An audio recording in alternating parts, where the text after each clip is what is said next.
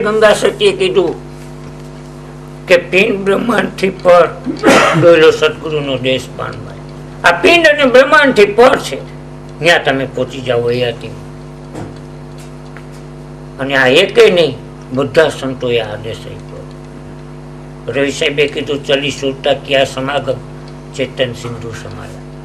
જીવન ભગતે કીધું કે રંગબેરંગી ભમરલો ઉડી ગયો આકાશ, આ વાતો અનુભવીને ઓળખાય એવા હેત રાખજો રામથી, જેવા રાખે રાખાડવાને પણ એ જ વાત કરી કે એ રાખાઈ જોત ઓળંગીને આગળ આવ. બધાનો એક જ આદર્શ છે, જે બધાએ સત્ય ઓળખ્યું. કારણ કે કેટલા લાંબા ટૂંકે ગાળે થયા, ક્યાં પ્રાંતમાં થયા, ઓળખતા નહોતા, છતાંય બધાનો નિર્ણય એક હતો.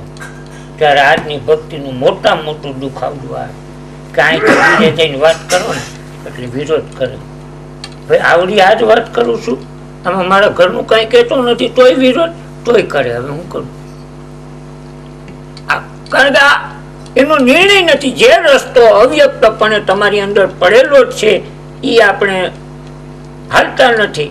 કોઈ ચીંધે છે એવડું એ લઈશ.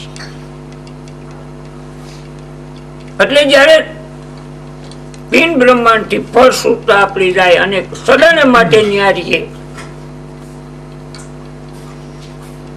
હવે એક બીજી દ્રષ્ટિએ વાત કરું કે જયારે તમે ભગવાનનું નામ હૃદયમાં સાંભળી શકો છો, એ એનું નામ છે.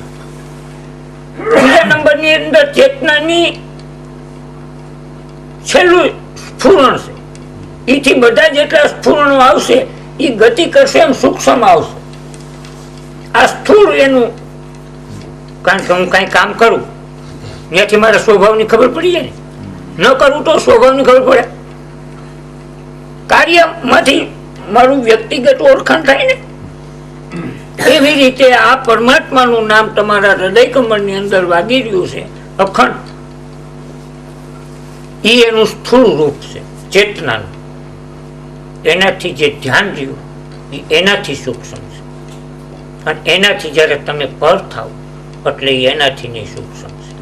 હવે અહીંયા તમને એનું નામ અનુભવાય, ધ્યાનમાં એનું રૂપ અનુભવાય, અને પિંડ બ્રહ્માંડ થી પર જાઓ ને એના ગુણ અનુભવાય.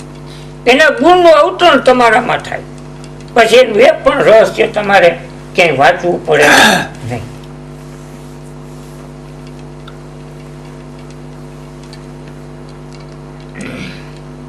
સુખરે દુઃખની જેને નાવે હેટકી, આઠે પોટ આનંદી લે. જે પોતે પોતાની અંદર સમાઈ ગયો, જો વિચાર નથી તો અંદર હું કઈ વેદના છે? એક અંદરથી વિચાર કાઢી નાખો એટલે અંદર ચેતના સિવાય બીજી કોઈ વસ્તુ છે નહીં. આ વિચાર જ તમને બાઈને લઈ જાય છે. 5 જ્ઞાની ઇન્દ્રિયો દ્વારા કોઈ વસ્તુમાં છે દોટ કાઢો, અને દોટ કાઢો એટલે કામ મળી જાય તો આનંદ આવે, નથી મળતું તો દુઃખ થાય. આ એક માનવ જીવનની પ્રતિક્રિયા. પણ જો શું થઈ ગયા, તમે તમારી અંદર સમાઈ ગયા તો બાયણનું જે અરખ શોખ થતો હતો એ થાય નહીં. નિત્ય રહે સત્સંગમાં. જો આ એક સત્સંગ એવી વસ્તુ છે કાંઈ તમને કોઈ પણ માધ્યમ દ્વારા એમને મનને સ્થિર રાખવામાં આવે. એમાં વાજિંત્રનો બીજો ત્રીજો માધ્યમ હોય તો સ્વાભાવિક છે કે મન સ્થિર રહે, થોડી ઘણી વાર આનંદમાં રહે. પણ આ કાંઈ માધ્યમ વિનાનું જે મનને પકડી રાખવું આ કેટલું મુસીબત વાળું હોય છે. અને વા ઓલા ભજન બોલતા હોય ને તોય આમણી કોઈ સૂતા હોય.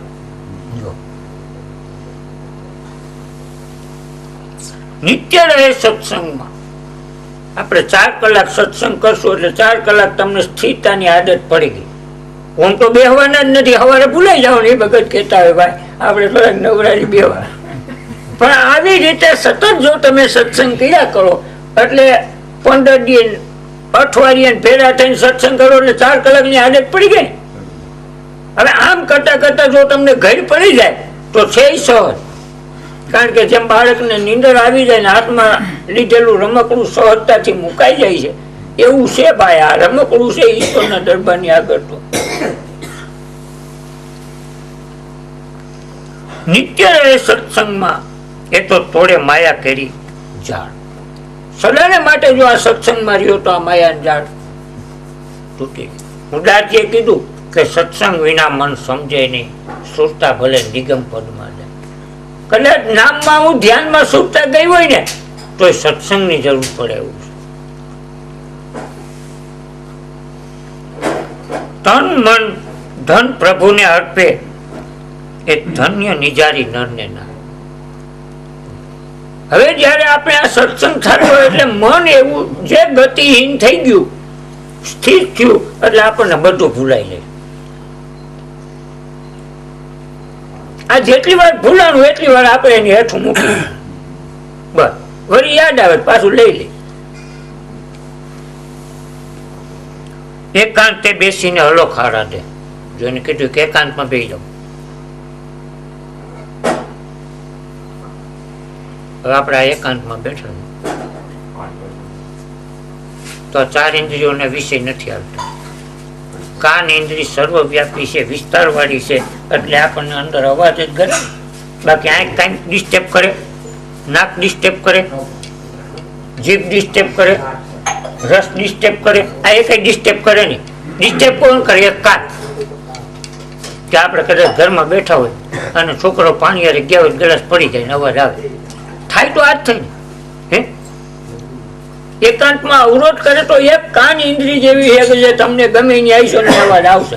પણ અહીં ઘરે નહીં, જંગલમાં જવાનો તો વનસ્પતિનો ઝાડવાનો બધા અવાજ આવશે.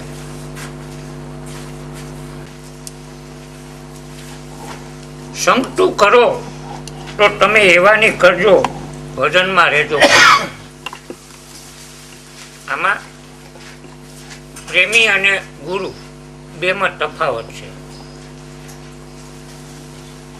કે જે ગુરુ હે ને એ તમારું માથું લઈ લે પણ કાંઈ આપતો નથી.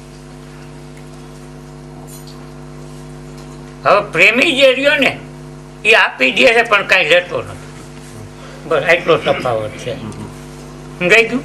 ગુરુ હે ને માથું લઈ લે પણ કાંઈ આપે નહીં. પ્રેમી છે ને આપી દે છે પણ કાંઈ લેતો નથી. કારણ કે પછી બીજો છે ને એમાં લેવું હે નથી લેતો. એનું આ કારણ.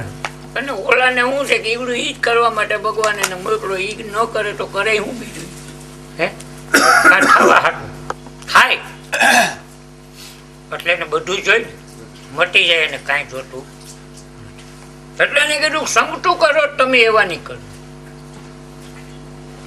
એવાની સંગ કરો કે આપી દે. કાક બાપુએ કીધું કે ભાઈ તારે દ્વારે બેહી રહી જાય. આ તો હીરાનો વેપાર છે અને બકાલાની બજાર જાતો પણ જો તારે દ્વારે કોઈ લેવા આવે અને એની પાસે સ્થિરતા ન હોય, વૈરાગ ન હોય, વિવેક ન હોય, કાંઈ ન હોય ને તો એને ઉધાર દઈ દેજે. ખેડૂત જો એમ સંગતું કરો તો તમે એવાની કરજો, ભજનમાં રહેજો ભરપૂર. ભજનનો અર્થ છે જ્યાં સુધી પહેલા તમે સ્થિરતાને કેળવો. આ પેલું ભજન આવવું છે. સ્થિરતા કેળવા વિના એકાગ્રતા આવશે નહીં. અને એકાગ્રતા નહીં આવે ત્યાં સુધી સરળતા આવશે નહીં. સરળતા આવી જાય તો સમાનતા આવી જાય. બસ આ ત્રણેય વસ્તુ એક એક અસ્તિત્વમાં પડી છે. એક સ્થૂળમાં પડી છે, એક સૂક્ષ્મમાં પડી છે, એક કારણ પડી.